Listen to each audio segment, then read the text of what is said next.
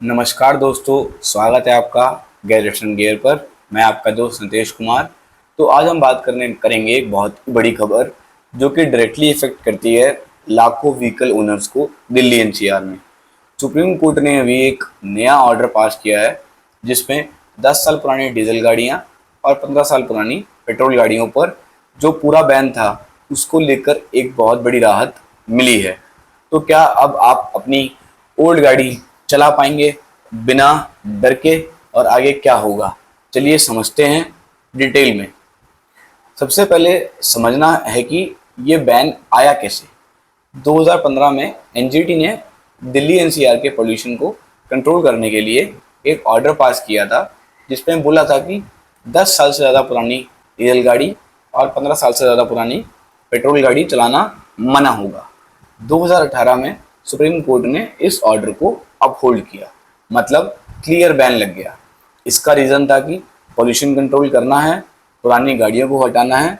तब से ही हज़ारों गाड़ियाँ स्क्रैप यार्ड में भेजी गई और आरटीओ ने रिन्यूअल रिफ्यूज़ करना शुरू कर दिया। अब हम बात करते हैं लेटेस्ट सुप्रीम कोर्ट ऑर्डर की। तो 12 अगस्त 2025 को सुप्रीम कोर्ट ने एक इंटरिम ऑर्डर पास किया है। इंटरिम मतलब जो कुछ टाइम पीरियड तक के लिए है। तो कोर्ट ने बोला है कि फिलहाल कोई भी हम कोर्सिव एक्शन नहीं लेंगे, जैसे कि चालान काटना, गाड़ी सीज करना या फ्यूल देना बंद करना। ये सब नहीं होगा 10 साल पुरानी डीजल गाड़ी और 15 साल से ज़्यादा पुरानी पेट्रोल गाड़ियों के अगेंस्ट। मतलब अभी के लिए फ़िलहाल एक रिलीफ है। ये ऑर्डर नेक्स्ट 4 वीक्स तक, मतलब कि 1 महीने तक एप्लीकेबल है। और उसके बाद दोबारा हियरिंग होगी, डेट पड़ेगी कोर्ट की, जिसमें सेंटर और दिल्ली गवर्नमेंट का रिप्लाई सुना जाएगा। तो दिल्ली गवर्नमेंट की अगर हम बात करें, दिल्ली गवर्नमेंट ने सुप्रीम कोर्ट को बोला है सिर्फ गाड़ी की एज के बेसिस पर बैन लगाना साइंटिफिक नहीं है। उनका कहना है कि अगर गाड़ी एमिशन टेस्ट पास करती है, प्रॉपरली मेंटेन्ड है, तो उसको सिर्फ इसलिए बैन नहीं करना क्योंकि गाड़ी की एज ज़्यादा हो गई है। उन्होंने बोला है कि फिटनेस एंड पोल्यूशन स्टैंडर्ड के बेसिस पर गाड़ी का डिसीजन लेना चाहिए, जैसे डेवलप्ड कंट्रीज में, फॉरेन कंट्रीज में होता है। इससे क्या इम्पैक्ट पड़ता है कार ओनर्स के ऊपर। अब सबसे बड़ा सवाल, इसका इम्पैक्ट आप पर क्या है। अगर आपके पास एक 11 साल पुरानी डीजल गाड़ी या 16 साल पुरानी पेट्रोल गाड़ी है, तो अभी के लिए आपको थोड़ा रिलीफ मिल गया है। पुलिस आपकी गाड़ी सीज नहीं करेगी, ना ही फ्यूल स्टेशन पर आपको फ्यूल्स नहीं मना किया जाएगा। लेकिन दोस्तों, ये सिर्फ एक इंटरिम रिलीफ है, फाइनल डिसीजन अभी बाकी है। मतलब आज की तारीख में आप गाड़ी चला सकते हो, लेकिन कल क्या होगा वो डिपेंड करेगा सुप्रीम कोर्ट के फाइनल जजमेंट पर कि सुप्रीम कोर्ट उस पर क्या जजमेंट देता है। अब हम बात करते हैं इन्वायरमेंट के बेसिस पे, इन्वायरमेंट का कंसर्न क्या है। तो इन्वायरमेंटल ग्रुप्स जो हैं उनका कहना यह है कि अगर बैन हटा दिया जाता है तो दिल्ली एनसीआर का ऑलरेडी ख़राब एक्यूआई और भी ख़राब हो जाएगा, क्योंकि पुरानी डीजल गाड़ियाँ ज़्यादा पोल्यूटेंट्स एमिट करती हैं। उनका कहना है कि फिटनेस टेस्ट और पीयूसी भी इंडिया में इतने स्ट्रांग नहीं हैं कि उनको 100% रिलायबल माना जा सके। अब थोड़ा हम बात करते हैं क्रिटिसिज्म की। क्रिटिसिज्म मतलब ये मेरा पर्सनल पॉइंट ऑफ व्यू है। हो सकता है कि आप इससे सहमत हो या ना हो, बट ये मेरी पर्सनल थिंकिंग है, मेरा पर्सनल पॉइंट ऑफ व्यू है जो आपके सामने मैं रखना चाहता हूँ। तो मेरे अकॉर्डिंग क्रिटिकल पॉइंट ये भी है, ये जो ब्लैंकेट बन गया, ये जो बैन लगाया गया 10 साल पुरानी डीजल गाड़ी और 15 साल पुरानी पेट्रोल गाड़ी का, इसका एक बहुत बड़ा नुकसान जो है वो आम आदमी को हुआ है।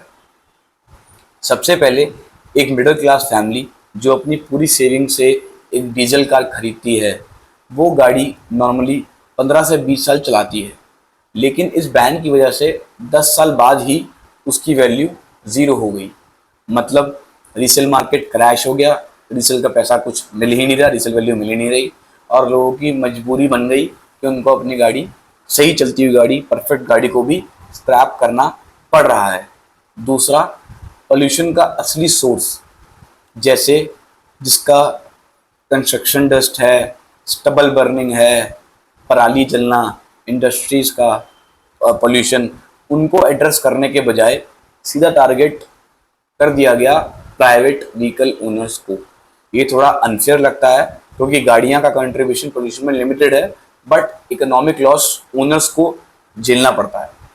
तीसरा, इंडिया जैसे डेवलपिंग कंट्री में जा रहा है, हर कोई 5 से 7 साल में नई गाड़ी अफोर्ड नहीं कर सकता। वहाँ सिर्फ गाड़ी की एज के बेसिस पर बैन लगाना एक तरह का इम्प्रैक्टिकल स्टेप है। डेवलप्ड कंट्रीज़ में ऐसा नहीं होता, वहाँ एमिशंस के बेसिस पर डिसाइड होता है, एज के बेसिस पर नहीं। अब हम बात करते हैं कुछ कॉन्ट्राडिक्शंस की जो इस रूल के अंदर है। तो एक और बड़ा कॉन्ट्राडिक्शन यहाँ समझना ज़रूरी है। अगर गवर्नमेंट ने ऑलरेडी फिक्स कर दिया है कि डीजल गाड़ी 10 साल और पेट्रोल गाड़ी 15 साल के बाद चल नहीं सकती, तो फिर हर साल हमें अपनी गाड़ी का PUC pollution under control certificate renew कराना ज़रूरी क्यों है?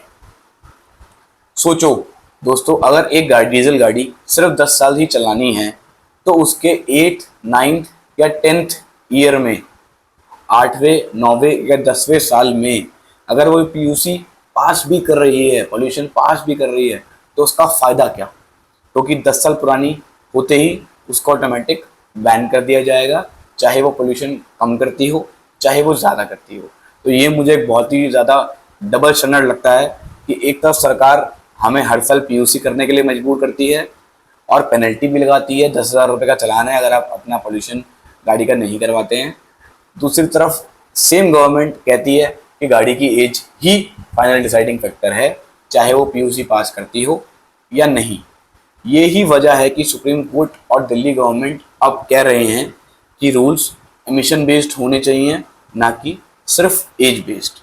अब आपको मैं एक एग्जांपल भी देता हूँ और एक कंपैरिजन भी देता हूँ।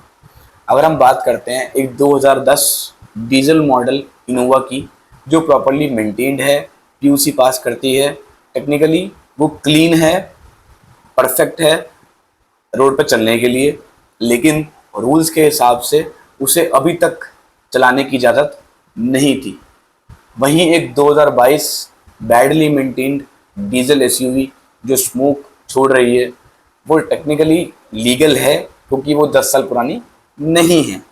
यही इनकंसिस्टेंसी हाईलाइट कर रही है दिल्ली गवर्नमेंट कि पोल्यूशन एमिशन से मेजर करो, ना कि सिर्फ एज से। तो दोस्तों, अगले 4 हफ्ते में सुप्रीम कोर्ट दोबारा इस मैटर को सुनेगा। हो सकता है कि एक फिटनेस बेस्ड मॉडल बनाया जाए कि इसके बिहाफ पे ही गाड़ी का फिटनेस किया जाएगा एंड उसको आगे रिन्यू किया जाएगा, जिसमें गाड़ी की कंडीशन और एमिशंस देखे जाएंगे। या फिर कोर्ट हो सकता है कि दोबारा एज बेस्ड बैन को ही अपहोल्ड कर दे कि फिर से 10 साल डीजल एंड 15 साल पेट्रोल को गाड़ी को फिर से वो अपहोल्ड कर दे। दोनों ही सिचुएशंस पॉसिबल हैं। अब आप बताएं, क्या आपको लगता है कि गाड़ी चलाने की इजाज़त उसकी एज के हिसाब से होनी चाहिए या एमिशंस टेस्ट के हिसाब से होनी चाहिए? कमेंट में अपनी राय ज़रूर लिखें, क्योंकि ये टॉपिक डायरेक्टली इफेक्ट करता है आम आदमी की पॉकेट और एनवायरनमेंट दोनों को।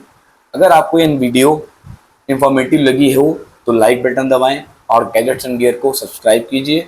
ऐसे ही लेटेस्ट ऑटोमोबाइल अपडेट्स के लिए मिलते हैं अगली वीडियो में और धमाकेदार टॉपिक के साथ। तब तक के लिए बाय बाय, टेक केयर।